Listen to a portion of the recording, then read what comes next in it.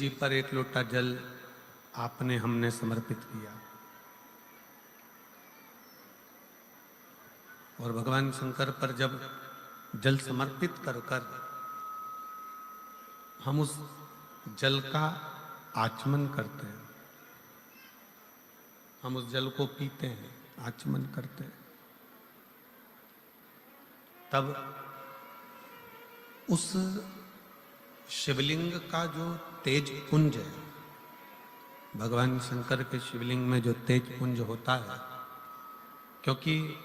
शिव महापुराण के अंतर्गत और लिंग पुराण के अंतर्गत,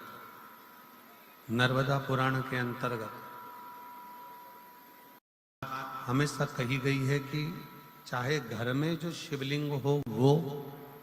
चाहे तुम्हारे घर के पास में जो मंदिर हो उसमें जो शिवलिंग हो वो, या 12 ज्योतिर्लिंग, उपलिंग, ये जितने भी शिवलिंग विराजमान हैं, ये जितने भी शिवलिंग विराजित हैं, इन शिवलिंग पर जब हम जल चढ़ाकर उस जल का आचमन करते हैं तो उस शिवलिंग की जो ज्योति होती है, शिवलिंग की जो ऊर्जा होती है, शिवलिंग की जो एनर्जी होती है, शिवलिंग का जो बल होता है, वो बल हमारे भीतर भी उतरता है और हमारे रोगों को निवारण करता जाता है, हमारे दुखों को निवारण करता जाता है, हमारे कष्टों का निवारण करता जाता है, हमारे दुख, हमारी तकलीफें, हमारा कष्ट अपने आप समाप्त होते चले जाता है। 3 स्थान शिवलिंग पर वर्णित है कि ये 3 स्थान का जब स्पर्श करते हैं तो आप कितने भी रोग से ग्रसित क्यों ना हो, आप कितने भी रोग से घिरे क्यों ना हो, 3 स्थान का स्पर्श करने से आपको एक अलग से ऊर्जा प्राप्त होती है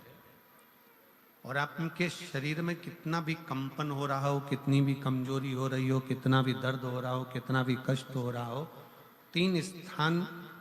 शिवालय में शिवलिंग के जगह पर बताए गए हैं, उन स्थानों का स्पर्श करने से शरीर में एक ऊर्जा आती है, शरीर में एक बल उत्पन्न होता है, एक ऊर्जा आती है, शरीर के अंतर्गत एक ऊर्जा का संचार होता रहता है। अब उस शिवलिंग को अपन समझे, सभी लोग जरा स्मरण करेंगे। शिवलिंग के अंतर्गत 3 स्थान ऐसे बताए गए हैं जो हमारे को एक बल देते हैं, हमारे भीतर की एक ऊर्जा उत्पन्न करते हैं। हमारे अंदर कितनी भी कमजोरी होगी, अगर आपने वो 3 स्थान पर हाथ का स्पर्श कर कर पंचाक्षर मंत्र नमः शिवाय या षडाक्षर मंत्र ओम नमः शिवाय या श्री शिवाय नमस्तुभ्यम का स्मरण किया है तो वो स्थान का स्पर्श करते ही आपके अंदर एक ऊर्जा, एक एनर्जी, एक बल आपके अंतर्गत आता चले जाएगा, एक ऊर्जा आपके अंतर्गत आती चली जाएगी। 3 स्थान, पहला जो ये जलाधारी बनी हुई है, ये जो गोल जो भाग आता है, जलाधारी में जो भी गोल भाग है वो गोल भाग का हाथ से स्पर्श करना, अर्थात जो माता जी का हस्त कमल है, पार्वती जी का, वो जो गोल जलाधारी है जिस पे शिवलिंग रखा हुआ है, वो गोल जला, ये जो चरण है जहां से पानी बहकर जाता है उस स्थान पर नहीं, जहां गोल भाग है उस गोल भाग पर अपने सीधे हाथ का स्पर्श करना और श्री शिवाय नमस्तुभ्यम का जाप या पंचाक्षर मंत्र या षडाक्षर मंत्र ओम नमः शिवाय का जाप करना, पहला। दूसरा स्थान, जहां से पानी बहकर जा रहा है उस स्थान का पानी जहां से बहकर नीचे गिरता है वो भाग पर अपने हाथ का स्पर्श, जहां से पानी बहकर नीचे गिरता है, जो जल आप चढ़ाते हो वो जल बहकर जो नीचे की ओर जाता है उसका स्पर्श, और पंचाक्षर या षडाक्षर या श्री शिवाय नमस्तुभ्यम मंत्र का जाप। फिर तीसरा स्थान बताया कि शिवलिंग में किसी भी स्थान पर अपनी हथेली का स्पर्श, केवल हथेली का स्पर्श, उसमें उंगलियों का स्पर्श नहीं, केवल हथेली का स्पर्श, और पंचाक्षर या षडाक्षर या श्री शिवाय नमस्तुभ्यम मंत्र का जाप। ये 3 स्थान ऐसे बताए हैं कि आपके शरीर में अगर बिल्कुल भी इतनी एनर्जी नहीं है कि आप 2 कदम चल सकते हैं, तो शंकर के मंदिर में, शिवालय में जाकर ये 3 स्थान का स्पर्श करिए। मंदिर से जब आप बाहर निकलेंगे तो खुद के बल पर निकलेंगे, कोई आपको उठाने के लिए जरूरत नहीं पड़ेगी। आप स्वयं के बल पर निकल सकते हैं, स्वयं के बल पर आगे बढ़ सकते, स्वयं के बल पर अग्रणी हो सकते, स्वयं के बल पर आप आगे निकल सकते हैं। 3 स्थान हैं जहां व्यक्ति के जीवन के दुख, तकलीफ, रोग, कष्ट अपने आप नष्ट होते चले जाते हैं। तो पहला जो स्थान है वो पार्वती जी का स्थान हस्तकमल, दूसरा कार्तिकेय और गणेश के मध्य में जो अशोक सुंदरी है और कार्तिक गणेश बैठे वहां से जो पानी नीचे की ओर आता है वो स्थान, और तीसरा अपनी हथेली का, शिवलिंग का कोई भी स्थान जहां अपनी हथेली का स्पर्श हो जाए वो स्थान। ये 3 जगह हमें बल देती है, हमें ऊर्जा देती है, हमें एनर्जी देती है।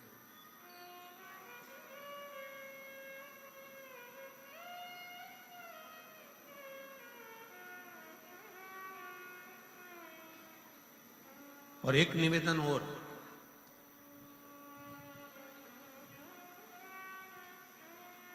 आप यदि कोई कार्य के लिए निकल रहे हो,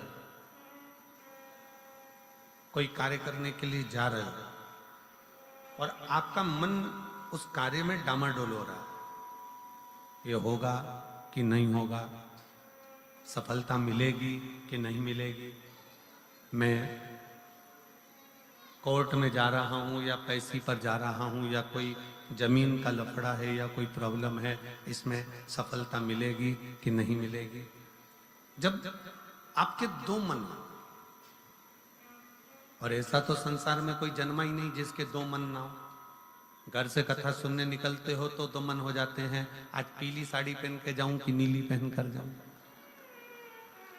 2 मन जब भी हो जाते हैं। भोजन करने बैठते हो तो भी 2 मन हो जाते हैं, दाल खाऊं कि गोभी की सब्जी से पहला टुकड़ा खाऊं। रोटी का पहला टुकड़ा जब तोड़ने का नंबर आता है तो सोच में आता है कि इससे खाऊं कि इससे खाऊं कि इससे खाऊं। 2 मन तो वहां पर भी है। किसी के यहाँ शादी में गए, किसी के यहाँ शादी में पहुंचे और शादी में पहुंचकर वहां बहुत सारे स्टॉल लगे हैं, खाने की बहुत सारी व्यवस्था करी गई है। फिर 2 मन हो जाते हैं कि मैं पहले चाउमीन खाऊं कि पानी पतासा खाऊं, गोलगप्पा खाऊं कि छम्मक लड्डू खाऊं, कि मैं जलेबी खाऊं कि क्या प्रसाद। मन 2 हर जगह।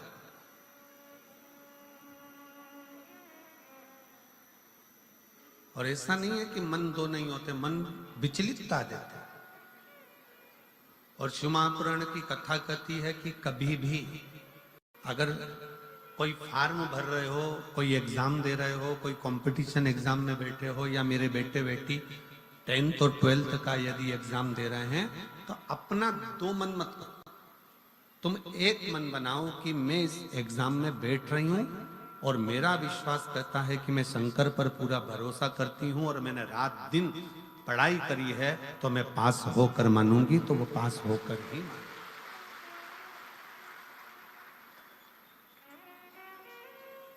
जहां मन विचलित हो जाता है, जहां मन 2 हो जाते हैं, फिर वहां थोड़ा सा भ्रम उत्पन्न हो जाता है, फिर थोड़ा सा भ्रम उत्पन्न हो सकता है। पर जब आपने एक विचार कर लिया कि मुझे सफलता मिलेगी, तो ये निश्चित है कि दुनिया में कोई ऐसा पैदा नहीं हुआ कि आपकी सफलता को रोक दे, आप आगे बढ़कर ही रहो। और एक निवेदन और है, मान लो किसी कारणवश सफलता नहीं मिली और आप सफल नहीं हुए, तो चिंता मत करना, चिंता करने की जरूरत नहीं है। एक बार अगर एग्जाम दिया, एक बार अगर अपन फील्ड में उतरे और एक बार में सफलता नहीं मिली तो चिंता मत करो। ये मत सोचो कि पीछे हट गए। शिव महापुराण की कथा में